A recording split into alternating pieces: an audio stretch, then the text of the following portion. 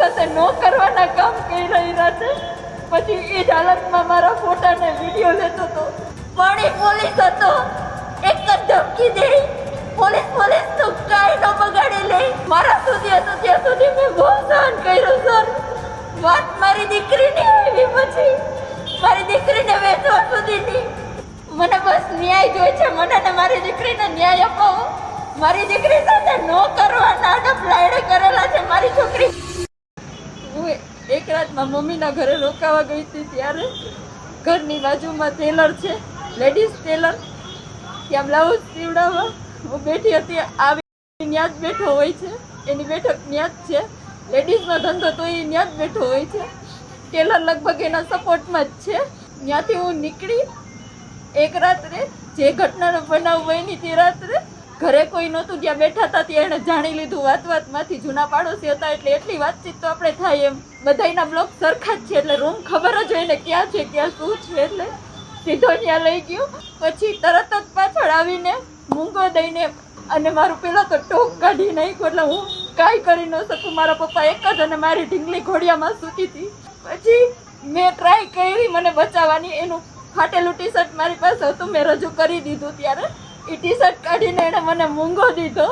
પછી મારી સાથે ન કરવાના કામ કરી રહ્યા છે. પછી એ જ હાલતમાં મારા ફોટાને વિડીયો લેતો હતો. મારા પપ્પાને ઉધરસ આવતા એ ભાગી ગયો ટી શર્ટ વગર જ. એટલે ભગવાનને ક્યાંક કરવું હશે તો એ ટી શર્ટ મારી પાસે રહી ગયું. પછી હું ડરી ગઈ એટલી કે હું મારા ઘરે જતી રહી. પછી ત્યાંથી 2 દિવસ સુધી એને રેકી કરીને મારું સાસરાનું ઘર જ્યાં છે, જ્યાં હું ને મારા ઘરવાળાને મેં ભાડે રહેતા હતા. જેવો મારો ઘરવાળો બહાર જાય એવો ઘરમાં ઘૂસી જાય. મારી ઢીંગલીની સામે મારી સાથે ન કરવાના કામ કરે, વિડીયો બતાવીને તારા સાસરિયાને બતાડી દઈશ, વાયરલ કરી દઈશ, આમ કરી નાખીશ, એમ કરી નાખીશ. ડેરીએ મારા માણસો રહે છે, છરીએથી મારી નાખીશ. ન હોય એવી ધમકી આપીને અવારનવાર. તોય હું સર એટલી સ્ટ્રોંગ છું ને, હું બીવું નહીં એમ. પણ એ પોલીસ હતો, એક જ ધમકી દે, પોલીસ તો કાંઈ ન બગાડી લે. તારે જ્યાં દોડવું હોય ત્યાં દોડી લે છે, બધા અમારા જ હોય. આ બીકથી હું કોઈ દિવસ પોલીસ ચોકીનું પગથિયું નહોતી ચડી સર. મહિલા સ્ટેશને 2 વખત હું ગેટ પાસેથી પાછી વળી ગઈ સર, બીકને મારે કે કોઈ મને સાંભળશે નહીં. મારા સુધી હતું ત્યાં સુધી મેં બહુ સહન કર્યું સર. વાત મારી દીકરીની આવી, પછી મારી દીકરીને વેચવા સુધીની. મારી દીકરી એના પગ પકડતી મારી માને મૂકી દે, મારી માને મૂકી દે, તું રહેવા દે. મારા ઘરવાળાને મારી દીકરીએ વાત કરી જે તે ટાઈમ.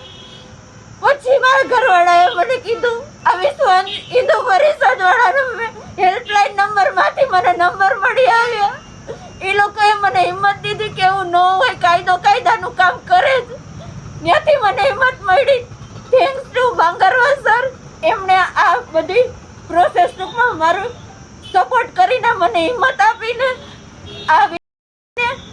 અત્યારે મને થોડોક ન્યાય મળ્યો છે.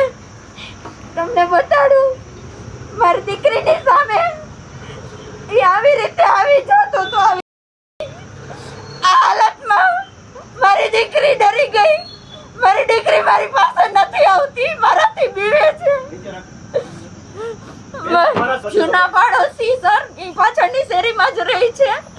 એટલે વર્ષોથી એમ તો ઓળખતા જ હોય સર એકબીજાને, સંપર્કમાં આવવાની. પણ ટેલરની ત્યાંથી એણે મારા નંબર લીધેલા હતા સર. મેં એને નંબર કોઈ દિવસ દીધા નથી. ફર્સ્ટ ટાઈમ એણે આ વસ્તુ કરેલી હતી સર. ત્યાંથી સંપર્કમાં આવ્યા કે વિડીયોની બીકે મેં કોઈ દિવસ કોઈને વાત જ ન કરી. પણ મારી વાત મારી દીકરી સુધી આવી. પછી મારાથી નો રહેવાનું સર. મને બસ ન્યાય જોઈએ છે, મને ને મારી દીકરીને ન્યાય અપાવો. મારી દીકરી સાથે ન કરવાના ડફલાયડે કરેલા છે. મારી છોકરી બધું બોલે છે સર, પણ મારી સામે ને એના પપ્પા એક સામે એટલી ડરી ગઈ છે ને મારી પાસે આવતી જ નથી સર. આવા વિધર્મી જે વર્દીનો દુરુપયોગ કરે છે પોલીસ, બધી એવી નથી, મને હવે ખબર પડી ગઈ.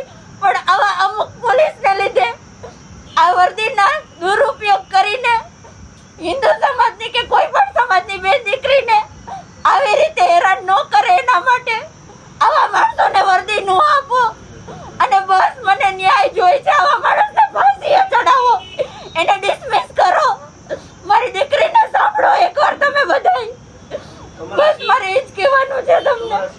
ના એને એક વખત એવું બોલ્યો હતો કે તારા જેવીને ને એવી ધર્મ પરિવર્તન માટે જ્યારે મને શાસન લઈ ગયો તો ત્યાં મને બહુ તો અહીંયા મારા સિઝરિયનનું ઓપરેશન છે, પેડું ઉપર પાટા મારી મારીને ત્યાંથી જ મને આયા બહુ માર મારેલો છે સર શાસન.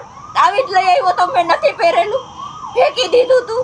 મારું કહેવાનું એ છે કે મારા જેવી બીજી કોઈ ગુજરાતમાં દીકરીઓ હેરાન થતી હોય, મેં એક ભૂલ કરી કે મેં તાત્કાલિક એક્શન ન લીધું, બીકને મારે, પણ ખરેખર બીવાની જરૂર નથી. આવા ચંગુલમાં ન ફસાતા. નિસ્વાર્થ વીએચપી બજરંગ દળ તમારી બાજુમાં ઊભું છે ને ખરેખર ન્યાય અપાવે છે, કાર્ય કરે છે. હું થેન્ક યુ, હું બહુ આભારી છું. અમારા કૌશિકભાઈ, વૈશાલીબેન જે મને પહેલી વાર મળ્યા ત્યારે હું એટલી ડરેલી હતી, હું બોલી શકું એમ જ નહોતી. એ મને એના ઘરે લઈ ગયા, 2 દિવસ સાચવી અને બહુ વ્યવસ્થિત રીતે આ કાર્યવાહી હાથ ધરાવેલી છે. એટલે બીજી બહેનો દીકરીઓને હું કહું છું, વગર ડરે વીએચપી ને બજરંગ દળનો સંપર્ક કરો. હેલ્પલાઇન નંબર તમને આપેલા જ છે. કાર્યકર્તા જયદીપભાઈ અને વૈશાલીબેન, જયદીપભાઈ અને વૈશાલીબેન એ લોકો સીધા બેનના ઘરે ગયા. બેન એટલા બધા ડરી ગયા હતા. બેન કે તમે મને અહીંથી લઈ જાઓ, મારો ફોન ટ્રેસ કરેલો છે, હું અહીંથી કોઈ પણને ફોન કરીશ તો તરત એને ફોન આવી જશે. અને આ લોકો દૂધ સાકર ડેરીથી કોઈક મને સળિયું મારવાની, મારા પ્રાઇવેટ પાર્ટ ઉપર ધમકી મારે છે, મને મારી નાખશે. એટલે અમારા જે કાર્યકર્તા હતા તમે શાંત થઈ જાઓ. એના પતિ સાથે વાત કરી, સંકલન કરીને એના પતિને હિંમત આવી. એના પતિએ કીધું બજરંગ દળ ને વિશ્વ હિન્દુ પરિષદ પડકે છે તો અમને પૂરો ભરોસો છે, અમને ન્યાય મળશે.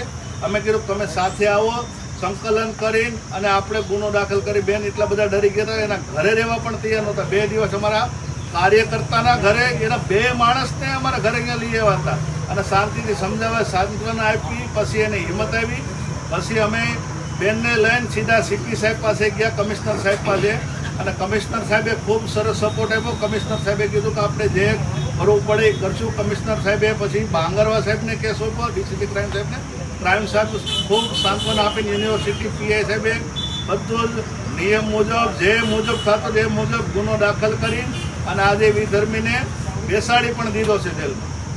અને આ લોકોની હિંમત જો સીપી ઓફિસે અમે આ બેનને લઈને અમે ગયા હતા. સીપી ઓફિસે જેવા સીપી સાહેબ પાસે બેઠા ત્યાં એનો આખો પરિવાર, એનો ભાઈ, એની ઘરવાળી, એની બેન બધા હિન્દુના ઘરે મારવા આવી ગયા હતા. અને બાજુમાં બધા જ હિન્દુના ઘર છે, પણ એક પણ હિન્દુ બહાર નથી નીકળતો. હિન્દુને ખરેખર જાગવાની જરૂર છે. એટલા બધા હિન્દુ બાજુમાં છે ને એક જ મુસલમાન પરિવાર ડરાવે હિન્દુને.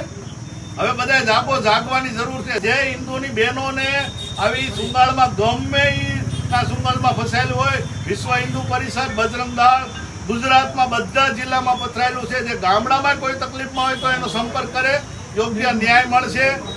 ખૂબ ખૂબ આભાર.